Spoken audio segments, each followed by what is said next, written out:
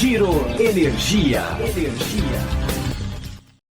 Olá, o Giro Energia está em formato novo. A gravação agora está sendo feita em estúdio com os convidados. Com essa inovação, o programa pode ser ouvido em sua plataforma de áudio preferida ou pode ser visto tanto no YouTube ou no Facebook da Econ Energia. Na estreia desse novo formato, a gente vai fazer uma série de 3 episódios sobre as tendências do setor elétrico. Nesse episódio, a gente vai discutir a geração distribuída solar, que em 10 anos provocou uma revolução no Brasil. Criou o conceito de prosumidor e das 10 da manhã ao meio-dia já representa 10% do atendimento da carga do Sistema Interligado Nacional. Para a gente conversar um pouco sobre as tendências da geração distribuída solar, a gente convidou o Regis Itikawa, que é head de geração da Econ Energia, e a gente conversou a Bárbara Rubim, que é vice-presidente do conselho da Absolar. Bem, eu queria primeiro perguntar para a Bárbara, e esse crescimento continuará sendo exponencial? Pelo plano decenal de 2031, a geração distribuída solar deverá chegar a 40 gigawatts de capacidade, mais ou menos 3,5 vezes a usina de Itaipu. É esse o caminho ou é ainda maior? Acho que a EPE sempre tende a ser um pouco conservadora nas projeções que ela faz envolvendo geração distribuída.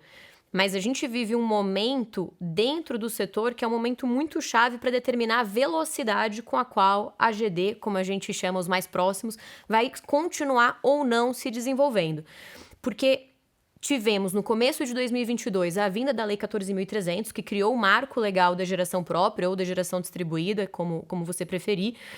E agora a gente está num processo de esperar o Conselho Nacional de Política Energética, o Ministério de Minas e Energia e a ANEEL decidirem como é que vão ficar as regras para geração distribuída depois que a gente passar por um período de transição. Então, acho que muito do setor ainda está em suspenso, aguardando ter um pouco mais de clareza sobre as diretrizes desse momento. Mas, sem dúvida alguma, a gente espera, sim, continuar com um crescimento muito longo. São mais de 10 gigas que a gente acumulou de capacidade instalada, mais de 1 milhão de sistemas de geração distribuídas espalhados pelo Brasil todo. E a gente não vê o crescimento se desacelerar. Mas acho que se a gente vai continuar tendo essa tendência de curva de exponencial, ou se a gente vai passar a ter um crescimento um pouco mais comedido, fica aí dependendo dessa sinalização que a gente vai ter do governo, quiçá muito em breve. O que são essas sinalizações que dependem do governo? Você falou de 3 instâncias que ainda precisam definir para a gente saber qual é a velocidade. O que cada um terá que fazer? A gente está falando do CNPE, a gente está falando da ANEEL e do Ministério de Minas e Energia. O que cada um tem que definir? E qual o prazo que cada um deles tem para definir? Perfeito. Quando a gente teve a publicação do Marco Legal de Geração Própria, em janeiro desse ano, o marco estabeleceu um período que a gente chamou de direito adquirido, que é um período que vai até o dia 6 de janeiro do ano que vem, para um consumidor poder continuar gerando a própria energia, compensando 100% as componentes que ele tem da tarifa, então tendo aí o que a gente chama de paridade tarifária. E quem fizer, então, essa solicitação até o dia 6 de janeiro do ano que vem, fica com essa paridade tarifária até o dia 31 de dezembro de 45. Quem fizer a solicitação depois desse período, portanto, a partir do dia 7 de janeiro de 2023, entra já numa regra de transição que dura 6 ou 8 anos. O que falta ser definido? O que acontece depois desse período de transição de 6 ou 8 anos? E, poxa, a gente pode falar, putz, mas a gente está falando de um cenário para daqui a 8 anos. Mas é um investimento que o consumidor faz que dura no mínimo 25. Então, ainda pega um período relevante da vida desse ativo. Então, a lei trouxe a seguinte obrigatoriedade. O Conselho Nacional de Política Energética precisa dar as diretrizes para que seja feito o cálculo de todos os custos e todos os benefícios que a geração distribuída traz para o nosso setor de maneira geral. Com essas diretrizes, e aí sem dúvida alguma, o papel do Ministério aqui é muito mais o de apoiar esse trabalho do CNPE do que de ter alguma postura direta sobre o processo. Com essas diretrizes, a ANEEL, a Agência Nacional de Energia Elétrica, vai calcular efetivamente quais são, então, esses custos e benefícios. O CNPE tem 6 meses a partir da publicação da lei para soltar essas diretrizes. A gente está falando de um prazo que termina na primeira semana de julho, então, de 2022, o tempo está curto. E a ANEEL tem mais 12 meses depois da publicação dessas diretrizes para fazer a conta. Então, são 18 meses totais desde a publicação da lei até a gente ter uma regra definitiva efetivamente para geração distribuída no Brasil. Parece que vai atrasar. Como assim? A gente não tem... Quanto tempo, Bárbara? Bem, aí essa é a pergunta de $1 milhão, né? Existem duas questões que são colocadas. A primeira é que, historicamente, não é um hábito do CNPE abrir consulta pública para soltar suas resoluções. Acho que nunca fez isso. Já fez. A gente mapeou. Já foi feito, inclusive para a questão de biogás e para a questão de subsídio para gás e algumas usinas estruturantes. Então, sim, é possível, sim, já foi feito. E quando a gente teve todo o processo de discussão do texto do então PL 5829, que originou a Lei 14.300, a ideia era que de fato houvesse um processo de consulta já na instância do CNPE, que seria depois alimentado por um novo processo de consulta pública na ANEEL. O CNPE ainda não abriu essa consulta. Não sabemos se vai abrir, porque, como eu comentei, também não é obrigatório. De qualquer maneira, frente a todas as mudanças que a gente está passando dentro do próprio Ministério de Minas e Energia, que tem um papel muito importante no CNPE, parece ousado pensar em ter uma resolução discutindo esse assunto sendo publicada num horizonte de 2-3 semanas. Escorregaria talvez para agosto. Acredito que sim. E tem um outro prazo correndo também, já que o assunto é geração distribuída, que deve escorregar. E esse sim precisa necessariamente de consulta pública em virtude da lei das agências reguladoras, né? Quiçá acontecerá, que é o processo da própria regulação da 14.300. A ANEEL já soltou diversos ofícios, quando questionadas por distribuidoras, falando de fato que ela vai abrir uma consulta pública para regular a lei. Essa consulta pública aparentemente já está sendo orientada, o processo está correndo em sigilo na ANEEL, ninguém conseguiu ter acesso, a gente pediu na Absolar, o acesso foi negado, mas a consulta não foi aberta ainda também. E o prazo da ANEEL vence junto com o prazo do CNPE. Havia uma perspectiva de crescimento de 80% esse ano, Bárbara, para chegar a 17 GB, é isso? É isso.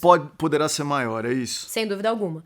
Acho que o setor, a gente tem visto um aumento muito grande de procura pela GD Solar, sobretudo por investidores.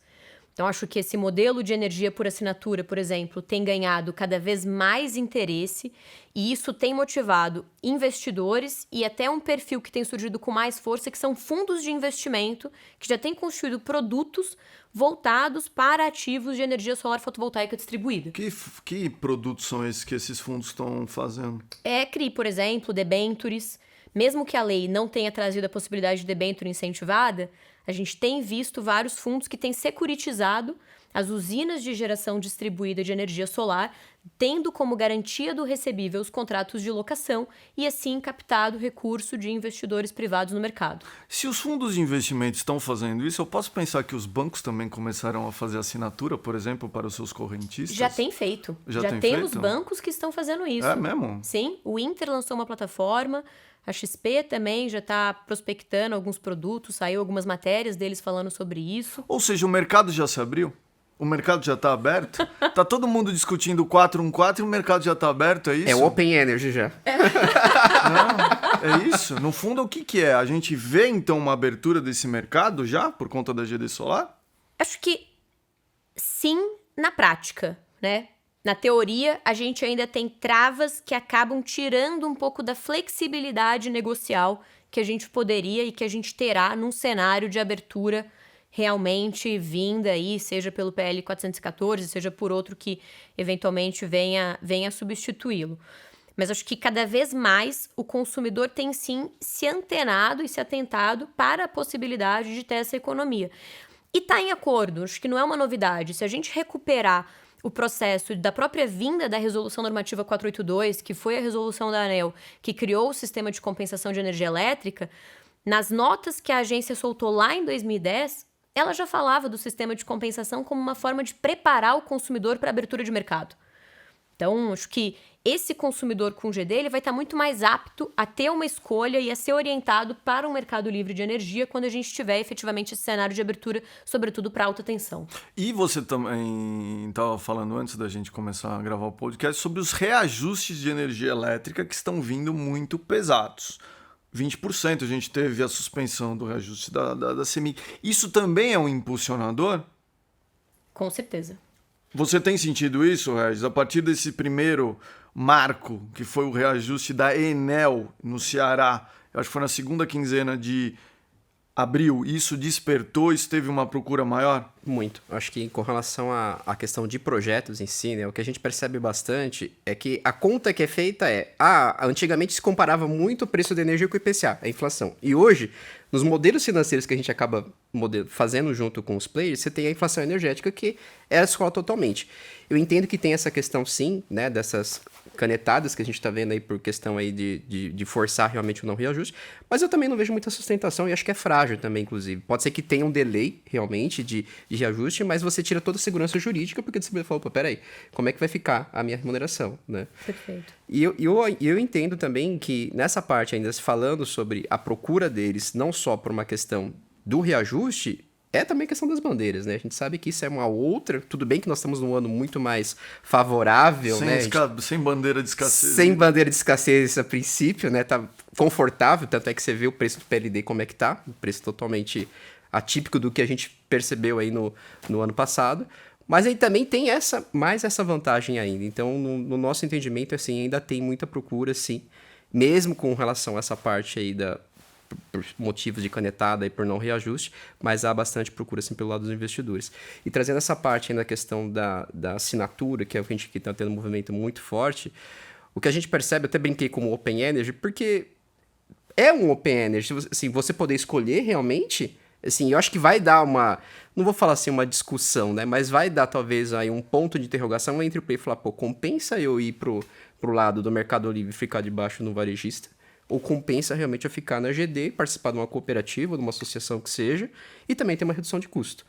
A gente sabe que são modelos de negócio diferentes, mas vão ter, assim, competitividade, né? Eu acho que, principalmente com relação à geração distribuída, ela já saiu na frente. Né? Com certeza. A gente já conhece. Então, hoje você vê, por exemplo, o consumidor final comprando energia de cervejaria. Aí você fala, poxa, como isso? E já existe.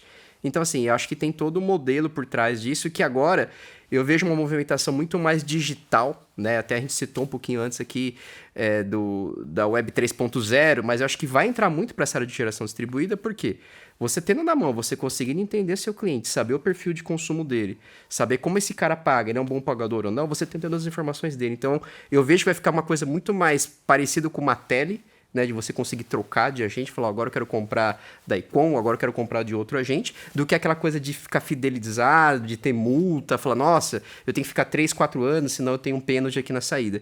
Então, acho que essa flexibilidade que eu acho que é o caminho aí para a geração distribuída. Outro dia eu estava acompanhando, acho que num dos maiores portais de notícias do país, do UOL, e estava falando sobre assinatura de energia solar. Aí um monte de gente perguntou, vale a pena ou não vale? A pergunta é a seguinte, Bárbara, muda o perfil de quem procura GD Solar com esse tipo de assinatura? Vocês já viram que mudou alguma coisa desse perfil de quem muda? E segunda coisa, quem vende esse tipo de assinatura? A gente fica discutindo, escreve tinta, gasta neurônios falando sobre o 414. Quem investe nesse modelo, cria esse modelo de negócio, de assinatura, ele tem respaldo jurídico ou ele necessita de um projeto de lei que assegure ainda mais segurança jurídica para a criação de um modelo desse de negócio? Com relação ao perfil, acho que a gente tem visto uma mudança no perfil da oferta. Quando o modelo de assinatura surgiu, nem vou colocar modelo de assinatura, quando o modelo de locação surgiu, lá em 2014, com os primeiros projetos, a gente tinha um foco muito em consumidores de maior porte. Então, eram essas grandes redes de farmácia, essas grandes telecoms, que faziam o aluguel de uma usina dedicada para elas, e aí uma usina de 1 mega, 2 megas e assim por diante. E teve valor, né? A gente teve inclusive essa discussão com a ANEEL. Teve valor esse porte inicial de locação de usina, porque ela provou para o investidor que o modelo de negócio ficava de pé e deu conforto para ele querer inovar e trazer outros consumidores. E aí a gente começou a ter energia por assinatura chegando para os consumidores comerciais, porque tinha um porte maior de consumo. A gente está falando de um comércio de médio porte, por exemplo, vai ter uma conta de 2 a 5 mil reais, é uma pulverização maior do que o inicial, mas muito menor do que na pessoa física, e aí os modelos começaram a mirar, então, para esse perfil de consumidor. Hoje, até falando do lado da consultoria, que a gente atende e desenvolve muito esses projetos, a gente já vê muito mais empresas que estão desenvolvendo um modelo de energia por assinatura focado no consumidor pessoa física mesmo. Então, olhando varejo propriamente dito, querendo pulverizar e entendendo a questão da digitalização como uma forma de agregar outros serviços. Então, a gente já tem, por exemplo, alguns clientes nossos na consultoria que quando você compra energia por assinatura, você pode escolher se você quer ter 100% do seu benefício na forma de um desconto, efetivamente, ou se você quer converter uma parte desse benefício em milhas no servidor tal, ou em algum outro tipo de serviço que você pode adquirir dentro dessa plataforma unificada.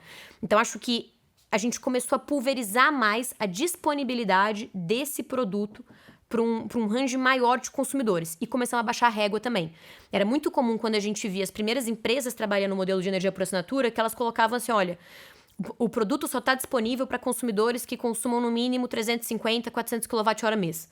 Agora não. A gente já começa a ver gente olhando para consumidores que consumam 250, 200 kWh, que é muito mais um perfil de consumo de uma unidade consumidora média no Brasil, de acordo com os dados aí do Anuário de Energia Elétrica.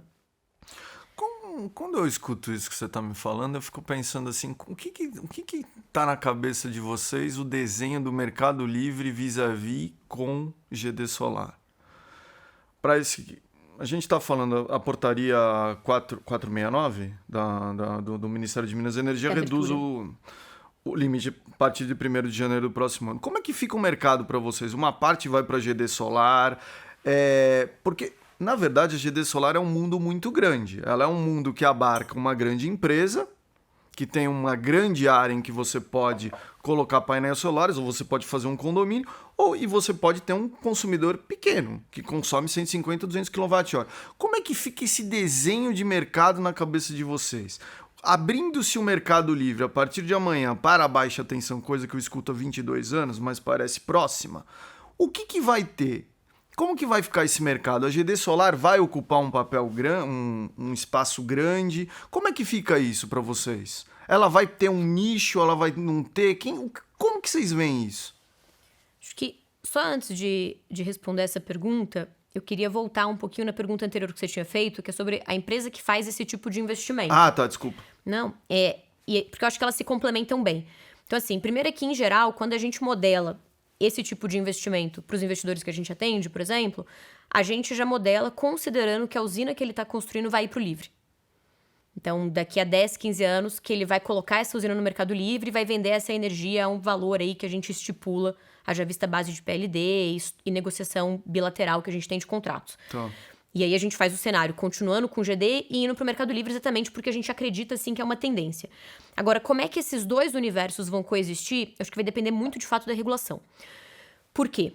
Hoje, para o sistema de compensação de energia elétrica, acho que esse investidor precisa, sim, que saia a regulação da ANEEL para ele ter o restante de tranquilidade que falta para a gente conseguir completar, digamos assim, né, essa pecinha dentro desse quebra-cabeça. E aí é a regulação, é essa questão das diretrizes e do encontro de contas. Do ponto de vista legal, acho que a 14.300 já trouxe mais segurança, tanto que o Regis comentou desse aumento de procura que teve, e a gente sentiu isso também. Mas e aí, com a abertura de mercado, que a gente ainda não tem tantos horizontes, eu preciso te dizer que eu ainda duvido que ela vá acontecer em menos de 10 anos, né? Porque acho que a portaria do Ministério que ela faz aí em 10 anos vocês dominam o mercado. Tem muita água para rolar, muito sol para raiar ainda nesse mercado em 10 anos. Mas acredito que os mercados vão coexistir. E a forma como eu vejo que a ANEEL tem pensado a regulação já é um pouco nessa coexistência. Quais são os elementos que fazem eu dizer isso? Um é que, mesmo que a gente tenha 100% de possibilidade de migração, quando a gente olha para países que já abriram o mercado há muito mais tempo, em geral, e aí eu estou pensando em Estados Unidos, eu estou pensando em Alemanha, eu estou pensando em França, são países que demoraram pelo menos 10 anos de um cenário de abertura total para conseguir bater entre 20% e 30% dos seus consumidores de baixa tensão efetivamente livres. Então, tem uma dificuldade da população de fato, conseguir, porque é complexo. É um mercado mais complexo.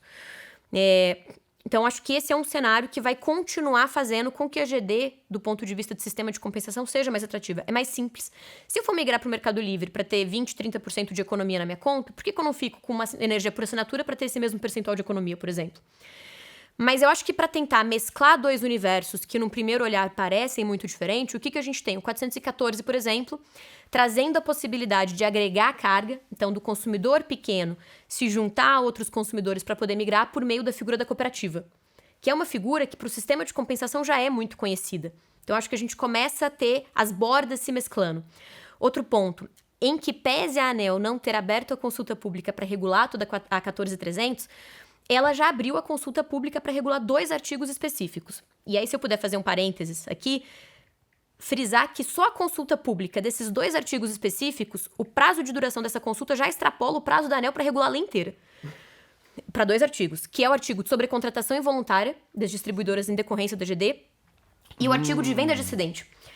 E na previsão de venda de excedente, essa venda de excedente entra dentro daquela hipótese que está hoje, se eu não me engano, que está contemplada hoje pela ANEEL, das distribuidoras comprarem até 10% do seu mercado em usinas de geração distribuída, mas aí focando em maior porte. E o que a ANEEL estabelece como proposta para essa consulta? Que o consumidor que quiser vender o seu excedente para a distribuidora não pode compensar. Então ele tem que escolher. Eu posso gerar minha própria energia, usar na minha própria unidade consumidora que eu estou gerando, mas o que sobrar, se eu quiser vender, eu não envio para outra unidade consumidora, por exemplo, o crédito.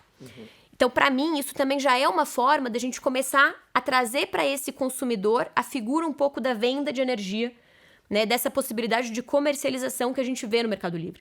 Então, acho que a gente vai cada vez mais ter essas fronteiras hoje muito nítidas começando a ficarem mais turvas, né, até que a gente vai ser um encontro de rios que a gente tem.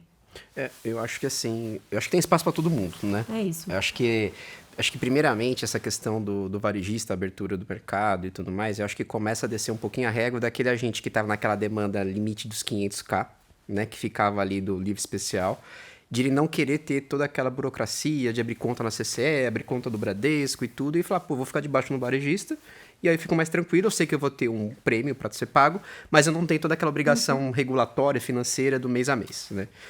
E aí o que você falou mesmo, né? Você vê alguns mercados aí fora, assim, e não só, né, que abriu e demorou 10 anos para o pessoal começar a ter adesão, mas a gente vê, por exemplo, uma crise como a gente está vendo agora na Europa, de pessoas físicas que compraram energia de comercializadoras pequenas e que elas não estão conseguindo entregar agora. Então, assim, estão abrindo, estão dando default pelo preço. Nós tivemos aí 1.000 euros o custo do megawatt-hora em acho que 2 meses atrás. E aí o cara falou, cara, eu não tenho como segurar, eu vou abrir contrato. E tem essa insegurança também, você tem que pensar, falar, e agora? Vou ficar exposto, como é que fica essa minha situação? Então, assim, acho que nessa questão, acho que há primeiro uma movimentação de quem está no livre, que ele pode partir para debaixo no varejista, e acho que esse movimento começa primeiro, do que depois as cargas pequenas que já vão migrar direto para um livre varejista, entre aspas, entendeu? Acho que são esses 2 momentos, acho que são um encontro de cenários, né? Mas acho que começa de cima para baixo. O Regis acabou de comentar, por exemplo, essa questão do supridor de última instância que teve que ser usada no Reino Unido por conta do aumento de energia elétrica. Eu tenho uma pergunta de ignorante mesmo. Como que é essa questão do supridor de última instância na GD Solar? Porque o supridor de última instância é uma figura que tem sido discutida no 414, por exemplo. Vai ter separação fio-energia, vai ter uma comercializadora por regulado, uma por livre. Como é que fica essa questão do supridor de última instância na GD Solar, Bárbara? Hoje ela não fica, né? Assim, hoje a gente não tem a regulação dessa figura. Tá. Em última instância, o supridor seria as próprios geradores que estão sendo contratadas por meio dos leilões, né? Lembrando que esse consumidor continua tendo a garantia de atendimento dele porque ele está dentro do ambiente de contratação regulada. Então, ele continua tendo que ter o suprimento dele garantido pela distribuidora que o atende.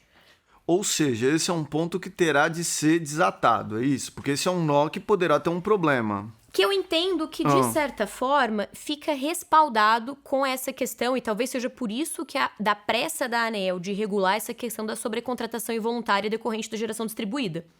Né? Porque no momento em que essa distribuidora tem a obrigatoriedade de garantir o atendimento a esse consumidor, mas se ela contrata energia suficiente para garantir o atendimento dele, ela fica sobrecontratada porque ele escolheu gerar a própria energia, e isso é considerado um risco de negócio dela e não algo involuntário, existe um certo desequilíbrio nesse jogo que precisa, de fato, ser... Um trade-off aí, né? Exato, justamente tem que acontecer.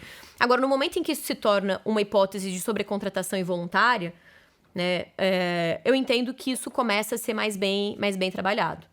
E aí, acho que o que vai ter que ter é um trabalho adicional das distribuidoras, junto, por exemplo, até mesmo com a EPE, para a gente conseguir melhor dimensionar qual é o impacto efetivo, qual é a projeção de crescimento da GD em cada área de concessão que a gente tem. Tem uma curiosidade, vocês já fizeram pesquisa com esses consumidores que migraram para GD Solar? O que eles aprenderam, se eles são mais eficientes, se eles além da economia que eles tiveram, o que eles perceberam? Tem alguma coisa? Eles perceberam a liberdade? Eles perceberam outros atributos? A AB Solar, enquanto associação, nunca fez esse tipo de pesquisa, até porque hoje a gente não tem acesso a essa base de consumidores diretamente, né? A ANEEL não libera essa relação. Antes a gente até conseguia no Power BI, que tem no site da agência, ter uma lista de nomes. Agora isso está um pouco mais fechado, até por causa da questão da LGPD.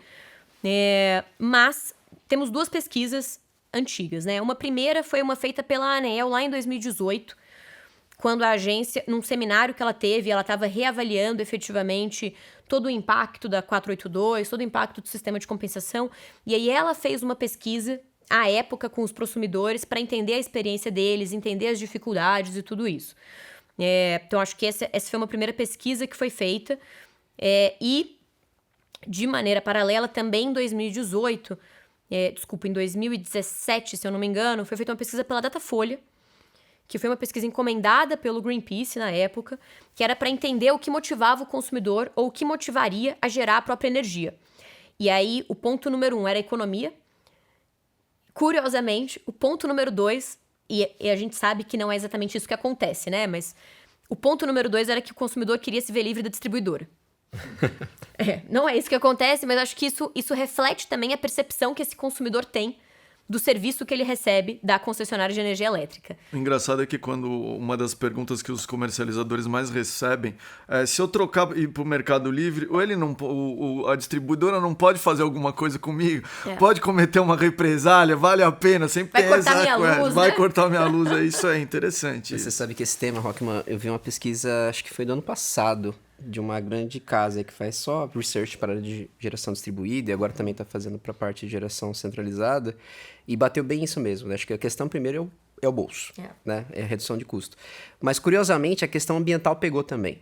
Então, principalmente essas empresas menores, pessoa física acho que tem sim a questão, né, da pessoa ter a preocupação sim com o meio ambiente, mas a cobrança ainda está na PJ, né? Está ainda na pessoa jurídica, né? Então, você vê com relação a essa parte de ele poder colocar no report dele, né, que ele está consumindo uma energia limpa, fazendo a parte social, fazendo toda a parte ESG do processo, porque é tudo, né? É questão de meio ambiente, é zero emissão, a questão social gera emprego pra caramba, você desenvolve cadeia, você desenvolve economia local. E a questão de governança, eu falo assim, poxa, às vezes algumas empresas falam, mas poxa, a questão de governança nessa questão disso eu falei assim, total. Porque assim, cara, hoje, para você justificar um aumento de custo abrupto, é muito difícil. E assim, dependendo do grupo econômico que você vai explicar ainda, a pessoa fala, mas acho que você fez alguma besteira, que você não provisionou direito o seu orçamento do ano. E na verdade não é uma canetada que veio, é uma bandeira que veio e você não estava esperando. E isso tudo envolve a questão orçamentária dos grandes grupos econômicos. Então acho que a pior coisa que tem é você realmente fazer aquele orçamento perfeito e você der um estouro, você ganhou 10 em todas as linhas. Chegou na área de energia, você estourou tudo aquele trabalho bacana, aquele trabalho legal que você fez, vai pro ralo. Porque você fala, não adiantou nada, porque o impacto é muito grande, né? Então, acho que tem sim. Acho que essa questão de meio ambiente também acaba pegando também nessa pesquisa que a gente acabou de ver aí no ano passado. A gente não pode deixar de falar, ainda mais perto da conclusão do programa, sobre a situação geopolítica internacional que a gente vive hoje. A cadeia solar, ela é alimentada por um grande fornecedor mundial, que é a China, que também tem um grande papel em baterias e talvez tenha em carros elétricos. A Economist fez uma matéria nesse fim de semana sobre como as cadeias globais de valor estão se redimensionando a partir da guerra e do conflito entre dois grandes produtores de commodities no momento em que metais preciosos serão cada vez mais importantes na corrida das renováveis. Bárbara, a China já fez lockdowns, várias grandes cidades, e está, nesse momento, em lockdown em Xangai. há problemas na cadeia de fornecimento para o Brasil. Como é que tá? Tem investidor que não está recebendo inversor? Como é que estão esses projetos? Há uma preocupação? Eu lembro que quando a gente fez um Eco Talks ano passado, você tinha falado que havia acendido um sinal amarelo, havia um atraso e havia um custo um pouco mais alto. Acho que naquele momento, se não falha a memória, 15%. Como é que está esse momento agora? Há preocupação? A China também tem reduzido o envio de materiais para uso próprio. Como é que está essa questão? Porque ela tem usado mais carvão. Então, vários países europeus e a China vão ter que escorregar das metas acordadas no Acordo de Paris. Como é que você vê essa questão? Acho que, nesse momento, o setor solar fotovoltaico brasileiro não está tão impactado pela questão logística da China. Mas se a gente fosse fazer um retrato de 3 meses atrás, foi um momento, por exemplo, em que essa questão do fechamento dos portos, né, do lockdown na China impactou muito. E a gente teve muito atraso de mercadoria para chegar aqui e uma alta de frete muito grande também. A gente está falando de um preço de frete que mais que quintuplicou no período de 6 meses. Então isso, obviamente, desestabiliza toda a cadeia que a gente tem, sobretudo para módulo fotovoltaico. Quando a gente olha para a produção mundial de módulo fotovoltaico, a gente está dizendo que 90% vem da China. Então, de fato, é um produto para o qual a gente fica muito refém da situação do mercado chinês, efetivamente. E a gente teve 2 consequências diretas disso que aconteceu nesse horizonte de 3, 6 meses e que estão se refletindo hoje. O distribuidor de equipamento que tinha condição fez muito estoque, com medo de passar por um novo desabastecimento da China, que impactou sobretudo o mercado ali em dezembro, janeiro desse ano. Só que ele fez estoque num período em que o dólar estava muito alto. E aí, agora que ele consegue liberar esse estoque dele, o dólar está mais baixo. E aí ele tem uma escolha. Ou ele vai vender e eventualmente realizar algum tipo de prejuízo, ou uma margem muito aquém da esperada, isso vai impactar. Ou ele vai ter que segurar esse estoque para tentar fazer uma nova compra, né? E segurar esse estoque para tentar desovar isso quando o dólar estiver mais equiparado aí, efetivamente, ao que ele comprou. Então, acho que isso... Hoje, a gente não vislumbra um problema de desabastecimento no mercado nacional em virtude dessa situação da China, mas se colocou, sim, uma complexidade operacional muito maior para os distribuidores de equipamento que a gente tem dentro do país.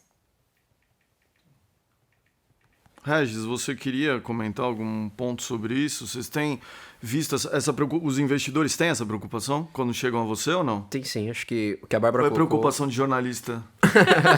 Não, tem sim. Acho que o que a Bárbara colocou é importante. Que placa, até então, a gente não tem visto mesmo. O que a gente está vendo, alguns gargalos seria na cadeia de inversores. Por causa do chip. Né? Por causa do microprocessador e do chip. Então, alguns players já fizeram encomenda, já foi pago, mas falou, olha, eu tenho agora um parecido. Só que esse parecido, a tensão é diferente e não conversa com o projeto dele. Então tá tendo isso. Eu tô tendo alguns casos, assim, que a gente conversa, que o player fala, poxa, o cara tá me oferecendo, é a mesma marca, só que muda a especificação. Você fala, cara, só que não bate com a minha planta que eu tenho aqui. Eu tenho que trabalhar numa tensão lá de 500, por exemplo, e tá me entregando uma tensão menor. Tá tendo esses gargalos. E puxando esse gancho que a Bárbara comentou, de ter alguns distribuidores que fizeram grandes estoques, o duro é ter esse fôlego, né, financeiro. Porque é um capital muito alto, né? A gente tá falando aí de valores, assim, tudo dolarizados, e dinheiro em estoque é dinheiro parado, né? Então o cara tem que ter realmente aí um giro muito, vamos dizer assim, muito competitivo para poder segurar essa questão aí de não conseguir vender e esperar aí uma equiparação aí da moeda, né? Acho que isso eu não tenho dúvida. E um outro ponto que a gente começa a perceber, eu acho que a crise dos semicondutores não só pela parte da cadeia, a gente vê a indústria automobilística parando. Né? Então, que a gente abre o jornal, cada dia que eu abro, uma semana é uma montadora que está parando. E esse mesmo semicondutor é o mesmo que alimenta a cadeia também. Então, assim, não tem muito milagre, né? E boa parte, como a própria Bárbara colocou, né? Muito vem da China, vem da Ásia, né? A gente sabe que alguns players estão tentando fazer essa disrupção da cadeia e não ficar dependendo somente daquele fornecedor nível 1 que vem da China e tentar colocar em outros locais. Mas, não é rápido, a gente sabe. E 2, tem a questão da competitividade. A gente sabe que ainda, apesar da China ter o risco de ser um país que fornece mais barato e agora está parado e você sofrer com um desabastecimento, mas o custo deles ainda é muito competitivo, visto que a gente não tem muita competitividade com o painel brasileiro quando a gente fala com o painel aí importado da China, né? E sob o ponto de vista internacional, é importante a gente ter em mente que a União Europeia lançou há quase um mês um programa que é o Repower EU, que está buscando, na verdade, redimensionar suas cadeias internas para reduzir a dependência de outros países. Bem, a gente está chegando ao fim, a gente poderia conversar horas aqui. Regis, o que você queria concluir aqui? GD Solar. Bom, acho que GD Solar é o futuro, é o marketing, Só vamos brilhou, dizer assim. Acho que enquanto não sai o 414, vamos com o Open Market da GD Solar, que eu acho que já consegue atender realmente, acho que dentro da ânsia, né, daquele consumidor, como eu até falei, né? A gente sabe que tem consumidor pessoa jurídica, mas hoje já está atendendo até pessoa física. E esse player ele já está tendo benefício, né? De falar, poxa, eu estou tendo uma redução de custo aqui na minha conta de energia, estou comprando energia de uma fonte limpa. Em tese, ele já está, não vou falar 100% satisfeito, mas boa parte da ânsia dele já foi atendida. Então eu entendo que enquanto não sair o 414, acho que a gente caminha realmente aí com a GD Solar. A Bárbara que compete com o número de instalações de GD Solar com o número de seguidores no Instagram, que é a voz do setor de solar. Bárbara, vamos lá. O que você está enxergando agora? É a década de ouro? É a década de ouro do setor, porque eu acho que a geração distribuída, ela vem casar com outros anseios que a gente tem tido enquanto sociedade. Essa questão ambiental que o Regis colocou, que sem dúvida alguma ela é muito impactante, e ela é ainda mais impactante quando a gente consegue permitir para o consumidor que ele tenha um hábito de consumo sustentável com o mínimo esforço possível, né? Que a gente tem que ter consciência da nossa sociedade. E aí, quando a gente casa essa possibilidade com essa tendência de digitalização, mas com o próprio repensar da maneira como a gente opera enquanto economia, enquanto sociedade, acho que a geração distribuída vem muito nesse anseio, né? Então, acho que ela foi uma necessidade e ela é uma resposta que consegue endereçar a muitos dos anseios que hoje os consumidores brasileiros têm. Mas a gente precisa de mais, né? Acho que olhar para 1 milhão de sistemas instalados que entregam energia hoje para quase 1.300.000 unidades consumidoras ainda é muito pouco perto do potencial que a gente tem dentro do país. E acho que essa tendência, a gente não vê perspectiva para ela chegar ao fim. Ela vai se transformar como qualquer setor da economia se transforma, mas mesmo num cenário de 414 de abertura de mercado, ela vai continuar existindo, eventualmente, levando energia para um consumidor que é livre. Mas a tendência de gerar a própria energia é um caminho sem volta dentro não só da sociedade brasileira, mas acho que no mundo que a gente vive hoje. Bem, a gente chegou ao fim de mais um Giro Energia, o podcast sobre o setor de energia patrocinado e desenvolvido pela Econ Energia. Até em breve.